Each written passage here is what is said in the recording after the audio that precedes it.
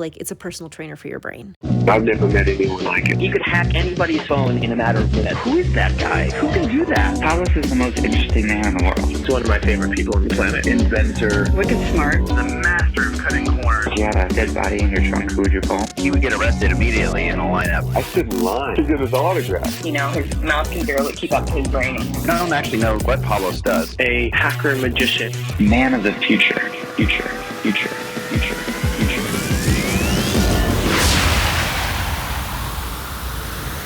To explain to everyone, what we're doing and what we were doing was being able to analyze an individual by asking specific questions that are tied to neuroscience-based proven behaviors that either enhance brain function or detract from brain function. Try it. Ask me some question that neuroscience has indicated is tied to brain function. Okay, so do you look at your devices within 30 minutes of waking up? Yes. Okay. Do you drink caffeine past 3 p.m.? No. Do you provide corrective feedback within 48 hours of an instance? Well, I don't know what that means. Instance of what? Let's say a team member does something that you're like, oh, that wasn't that good. Oh, yes. Okay. Do you drink water before caffeine? In the morning? I don't know. Probably not. Maybe. Do you use the snooze function? The what? Snooze function on your phone? No. Okay.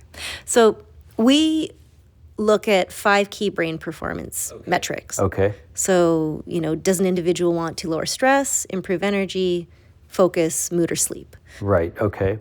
From there, there's different surveys that we've created, anywhere from 8 to 14 questions max. Oh. That, we like it really rapid time to value. We shouldn't have to ask you 45 Yeah, right. You watch that really annoying progress bar in your quiz and you're like, screw it, I'm out. Yeah, I don't do surveys. We begin to ask the least amount of questions to gain the biggest understanding All right, great. of who you are. Fine tune later. Yeah. Okay, so asking questions like that, you could sort of profile me, figure out what are the things that this guy could do to focus, to reduce stress, those kinds of things. Yeah, that's step 1. Okay, so what's an example of like what you would do if you, now that you've profiled me as the particular kind of fringe wacko that I am? Yeah. Now, what do you? So what's an example? It doesn't have to be accurate. But. Yeah. So, like based on the objective. So, let's say like you want to improve your focus. Okay. Which, from our conversations, you don't have a problem with. Okay. I'm kind of amazing at everything. Right. Okay. There is to improve. We have to create a new. You can help with posture for you. I'll take it. Other than that. Okay. So, yeah. I don't know what problem I would complain about, but let's pretend I want to improve focus. So from there, then your AI coach will then make a habit recommendation, which comes along with a science of why. So we want you to ask the question why. So it's recommended, as an example, you get off your device 30 minutes before bed. It's going to recommend that I stop using my device before I go to sleep. Yeah, let's say you want to improve sleep. We're off of focus now. Yeah, so and then I say, why do I have to do that? And you're going to come back with blue light or whatever. Yeah. And so, you take the user through a journey of like, what's the 1 sentence direct science? What's the 50-second video? Okay. Of somebody being like, blah, blah, blah, blah. Good. Where is it found in any sort of social proof? Mm-hmm. Was this in Science Daily or was it in, whatever publication? Reddit.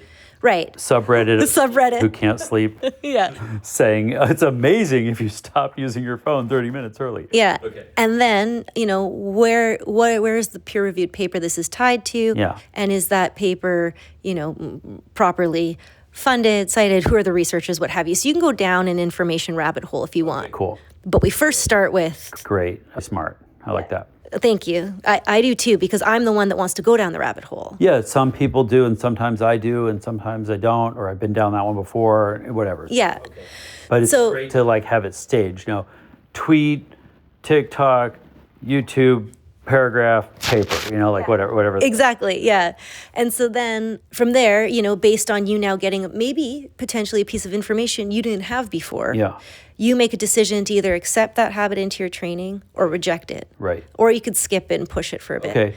If you reject it, you have to provide your coach a reason why, which then provides even more information around how we can continually personalize, iterate for you. So how many of these kinds of, I suppose you've got a collection of these interventions in your toolbox, Yeah. like the 30 minutes before bed, stop using your phone. How many are there? Like dozens, hundreds, thousands? Right now in our platform, and I want to talk also about, we're just talking about subjective analysis, right? That's one modality on the platform. But we look at 92 neuroscience-backed behaviors across 26 categories administered through 17 proprietary surveys for the subjective user experience. Okay, so there's 92 possible problems I could have. Yes, but here's the interesting thing, what you're going to resonate to. Yeah. And one of the most important things in learning for any individual is getting the right information at the right time that's applicable to them. Yeah. So of 92 possible problems, you're going to figure out which ones you think are significant for me. I'm going to figure out which ones I actually agree with you on or palatable enough for me to work on. Some I might be too, some people don't want to quitting caffeine. Stop telling me. Exactly. So it's throw that one out. Yeah, figure it out. Figure something else out. You're supposed to be the expert. Right. AUTONOMIC. Figure it out. And so then let's say you're working on 2 habits. Okay. 2 behaviors that are helping you improve your sleep. Yep. Where I start to get, where I nerd out and where I like it is in terms of being excited around what can happen is then you start getting into, well, what are the patterns and insights and trends based on the why you engage in a habit sometimes, but don't. Yeah. And then where's that deeper data insight that we can then feed back to you around, hey, it's really interesting, Pablos, we see that every Friday you don't do X, or every Sunday you do this, and then it influences these other metrics. Yeah. This is just, again, we're talking about subjective, but then you can move into biometric data capture, passive data capture, and it just becomes even richer of the experience. So I think what you mean, a great example of that might be, I start having, I'll get up pretty late. I'll have lunch relatively early. It's my only meal. Lunch and dinner. So I don't have breakfast, but say I get up at 9 or 10, I still have lunch every day exactly at noon. And then I think I'm going to have caffeine at 2, but I usually do it by 1. And so I have a Red Bull once a day. It's the only caffeine I have. And then I'm good to go till, midnight, 1, 2 a.m. And I'll have dinner at 6 or 7. So I'm on a schedule with those things. And with the food, if I miss the schedule, I'll get hangry. Nobody likes me anymore. I'll feel abandoned and alone. No, I'm just kidding. And judged. But I'm I'm on schedule. So for the food, because I need it. And the caffeine, I need it at that time. I'm a junkie. But I don't really know because I'm not sensitive and I'm not self-aware about performance really on anything. So I don't really know if eating more or less or sooner or later, having caffeine more or less or sooner or later, or any of those things. I mean, I can take any supplement Thorne makes and I won't feel a thing. So I don't really know if I'm just wasting this stuff, probably. I don't know if it's doing something good for me or not. And so having some passive monitoring, whereas TikTok probably knows if any of this stuff is affecting me. TikTok, I assume, knows everything. So TikTok knows if I should be having more or less caffeine or sooner or later. So if you could tap into some of the monitoring that's available, which isn't a lot, but I have an Apple Watch on. You probably can't get access to the data you would want from that. I have an iPhone on me at 24/7.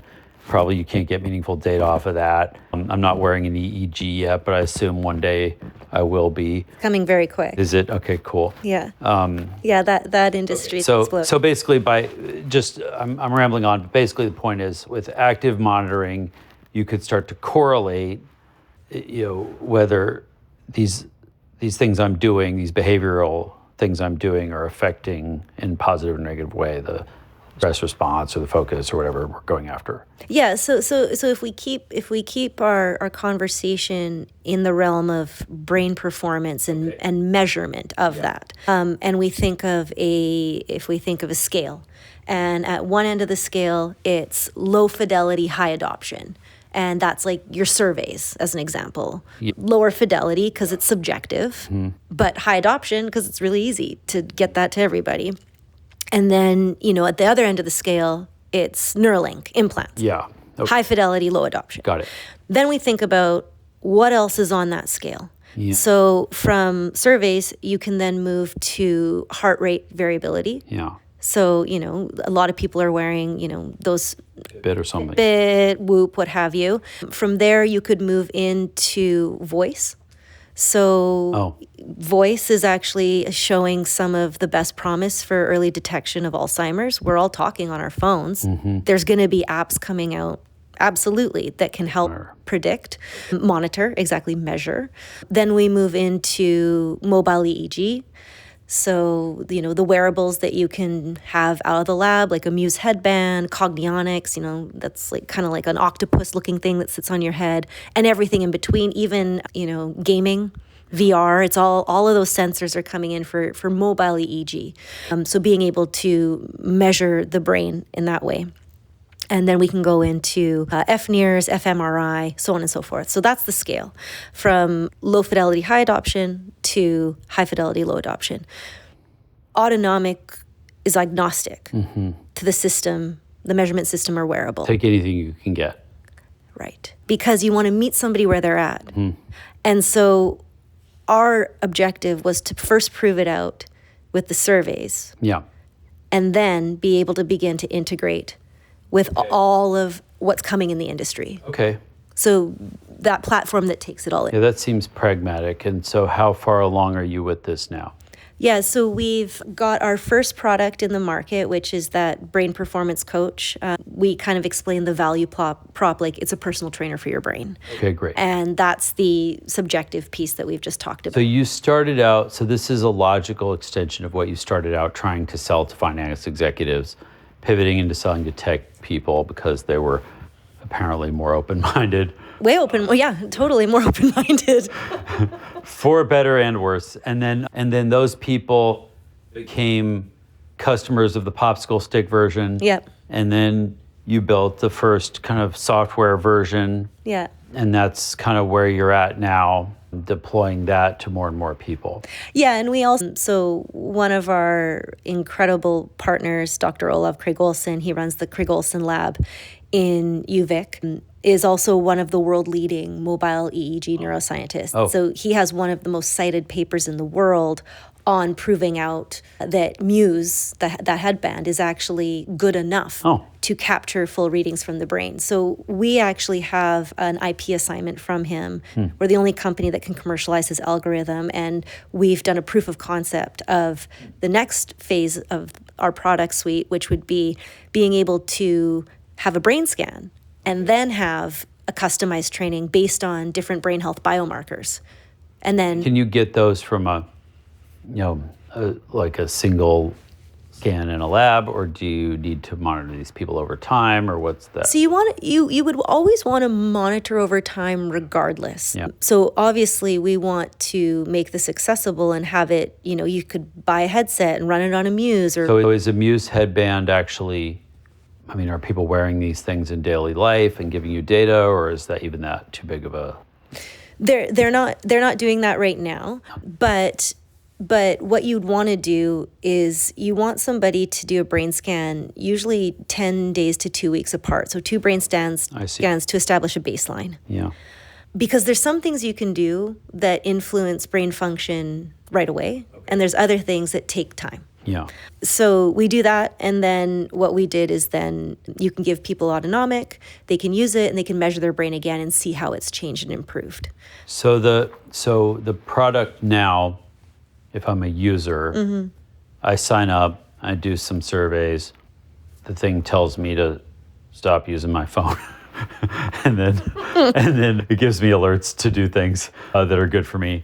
And at some point, I get to a lab, I get a couple of, fMRI experiences under my belt. I get a Muse headband, and this starts to inform the app on how to make better recommendations to me. Is that all I'm getting that so far? Yeah, or even if you had a integration with your Apple Watch, and you're reporting your stress at a 6 out of 10. Okay. But we're seeing that it's actually, this has been happening. We've seen strain as an example. So like maybe your stress is higher, and maybe you should be doing this particular behavior to help activate the parasympathetic nervous system more, and so on and so forth. And so I think like the most important thing around all of the wearables and the ability to capture data is that it's all well and good, but unless you're answering the now, what, and how, you're kind of leaving people hanging. Yeah. And so we really wanted to focus on answering the now, what, and how. And examples of what now, what, and how mean. Okay, so say you're like, oh, well, it's interesting, like you keep reporting your stress is high. Okay, well, we're making this recommendation around this particular behavior you should engage in that we know would help lower your stress. And let's say there's 14 or 16 of them. This one resonates with you. Being a parent. Quit your job. Pay off all your debts. I get it. Okay, great recommendations. And great. I think like it's awareness development. So you cannot shift behavior without awareness. And so is this app able to sort of recognize things that maybe I wasn't aware of and let me know? Yes. And so that's what we're actually looking to scale. That's what you want to get to, but you need a headband or some other sensor for that. Well, and you don't necessarily need a sensor. So that's the interesting thing is that like we've seen a ton of success and proven efficacy just on the subjective alone. So you just send me an alert saying, one more survey question. Are you stressed? Yes. How much? A lot. What's stressing you out? Survey question. And then we have a recommendation for you. Don't leave me your phone for 30 minutes. Less survey questions. Yeah. Okay. Can you give me a concrete example of like what a user might experience? Yeah. So a user would experience receiving a highly personalized training that iterates and customizes to them based on their interactions with habit recommendations, and then being able to communicate with their coach. And then have that experience, again, personalized, iterate more. Okay, so let's walk through an example though. Like if, is this all iPhone type thing, or an iPhone app or web app or something? Yeah, so currently web app based. So I have a web app on my phone and it asks me some questions and it's kind of profiling me over the course of days or weeks or whatever, and it's scheduling a Zoom call with my coach. Am I getting this right so far? No, there's no Zoom call with coach. Yeah, it's all done asynchronous, very quick. I mean, one of the biggest values that we had trying to build a product like this was that it had to integrate with an individual quickly and not be distracting. Yeah. So you have to feel like you're getting, and you have to feel like it's not taking a lot of your time. That's very important. So is the thing sending me alerts? So it does send you reminders to check in, to rate, those 5 key metrics, answer yes or no if you've performed these habits, but it's also providing you an education piece. You also have a personalized library of any of the science of why and papers that you're working on. Okay. It's also looking at, like, if you think about an N of 1 experience, just because, a certain paper has said, don't drink caffeine past 3 p.m. Well, like, does that sample size actually reflect you as a human? Yeah. And so that's what becomes really fascinating in terms of the data we can collect. Yeah, I think it's super important because some of these things are like recommendations that are not, like, I'm not trying to quit caffeine. I don't want to. And then, like, I don't actually have a problem with falling asleep. So I can use my phone to go to bed. Exactly. I've been training on screens since I was 9. I'm pretty good at that. Yeah. So it doesn't, but I don't have any negative effects that I notice. I can look at my phone in the morning and my day will be fine, even if I read about, whatever war broke out on Instagram or TikTok or Twitter. So I don't really have the same kind of, I'm not trying to quit those things. So you could figure out that I don't care and move on to other things. Exactly. That's exactly it. And also it's, back to that curiosity piece. Yeah. Learning with you about learning about yourself as it relates to brain performance. Okay.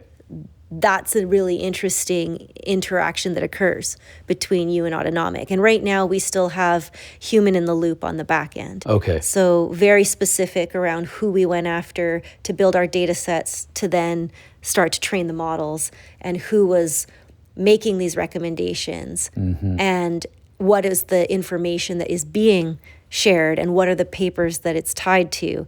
We haven't let an AI loose yet because we actually want to then prove efficacy on the AI, because we've proved efficacy on the human in the loop experience, but the next phase is proving it on the AI. That's probably not going to be too hard to do well at this point. I agree. There's a thing I've observed about humans, which is that they seem to be a lot more convinced about things to try by, the friends on their softball team than they are by scientific journal articles. Right. So it seems like one of the things you might be really benefiting from is, or could benefit from, is to make a sort of social interaction version of this, where it's like, oh, you're like these people who've been on the app for a year longer than you. Here they are to tell you how it's working for them, why you should do it. You can ask them questions. I mean, that kind of thing might really, really supercharge this, because humans are just evolved to believe humans, even if they're uninformed dumb shits, right? So that's just like any random human with an opinion is way more influential than a scientific journal article.